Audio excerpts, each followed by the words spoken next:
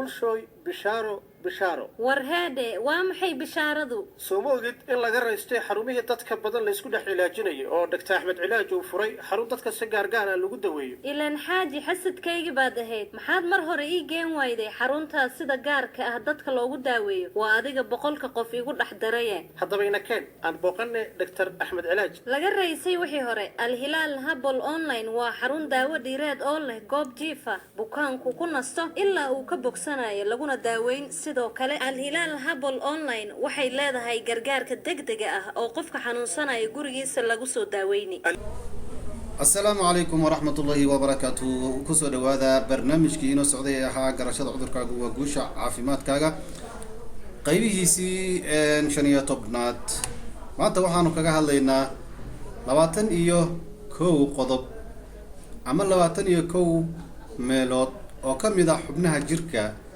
قفك هدي أي حانونان وكو أوغان كارو قفكاسي إن أو يهي قفل حسدي حسد كاسي wuxuu noqon karaa in lagu xasto si xun lagu fiiriyo ama sixir xasad lagu sameeyo oo sidaas awgeed aad ku noqoto qof xasdan ee la xasday ee xanuunsanayo calaamadahan marka 21 meelood ee ku tusinaya in aad tahay qof la xasday meelaha ku xanuunayo ayaan kuugu soo bandhigay inta badan rag iyo dumarba meelaha xanuuna ayaan u soo bandhigay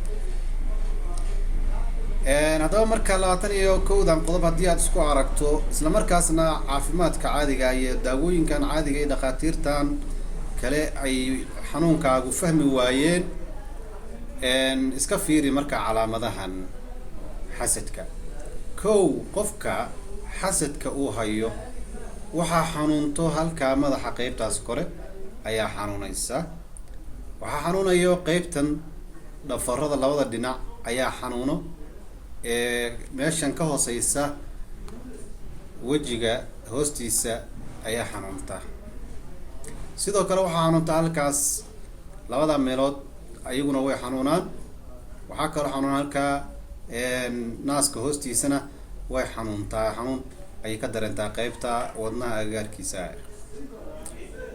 sidoo kale waxaa xanuunaya qofka la xastay cunaha oo wuxuu dareemayaa riiraxyo qufac yar oo ciladiisana aanan la fahmi karin dhaqaatiirtuna aysan fahmi karin ayuu dareemayaa riiraxyo ayuu leeyahay qufac yar waxaa xanuunaya halkaasi meeshaasi jilicsan ee garabka iyo feeruhu ay iska galaan halkaasna way xanuuntaa oo xanuun ayuu ka dareemaa isla markaas sidoo kale dhinacaana xanuun ayuu ka dareemayaa waxaa xanuun ka dareemayaa oo haweeneydu iyaduna sidoo kale xanuun ka dareemaysaa halkaasi ay iska galaan qaybtaas ka imaada dhuunta iyo qaybta caloosha meesha iska galaana ee beerirta halkaasi iyaduna way xanuuntaa halkaasna way xanuuntaa xanuun ayay ka dareentaa isla markaasi sidoo kale waxay xanuun ka dareemaysaa haweeneyda xasadka qabta sixirka iyo ishaba halkaasi wareega minka agagaarkiisa ayay waxay ka dareemaysaa xanuun waxaa kaloo xanuunaya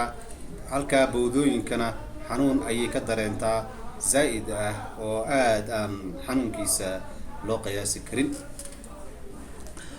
هذا الرجع سيدو كلامه يمانو أيقونا رجع وحا حنون يعدي لحستي أنت بدن شقد اللي حستي أو كلام مرقها أي حنونا مرقها قيبتا يا قيبتا آد بيو حنونان سيدو كلام مرقا إن ما سكان أصلا آد بو حنونان وشقدي أما هدي كمبيوتر كشقيني أما شقك لو قبني ما قبنيو صوبت أو حالود دقيقة xoogii ayaa laga xastayaa oo xoogii ayaa laga haystaa sidoo kale murqahaas ayaguna hoosana oo qaybtaasi xagga tarankana wuu xanuunaa ragga xanuun ay ka dareemayaan markii la xasto si joodka oo kale ragga waxa xanuunaya labada meelood dhegta gadaashooda labada dheg gadaashood xanuun buu ka dareemayaa zaayida oo aad u xanuun badan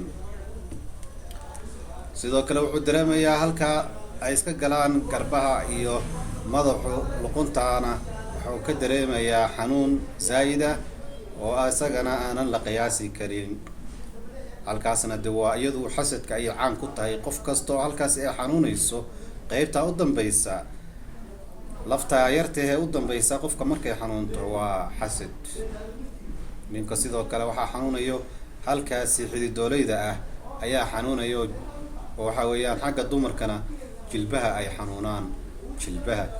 xanuunaan, raggana waxaa xanuunta inta badan halkaas xididoolayda ah. ciladan marka waxay ka koobnaan kartaa saan horeyba u sheegnay in ay tahay il oo lagu xastay oo si xun lagu fiiriyay, layasliquunaka biabsaarihim, yacni xasidnimo xaaqidnimo lagugu fiiriyey oo lagugu celceliyey, ay saameyn noocaas ah ayay kugu yeelanaysaa.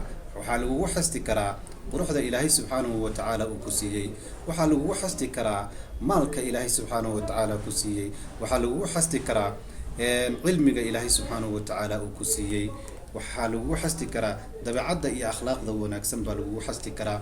yacni xasadku meelo badan ayuu kaaga imaan karaa. awlaad haddii ilaahay ku siiyey, awlaadaasi ayaa lagugu xasti karaa.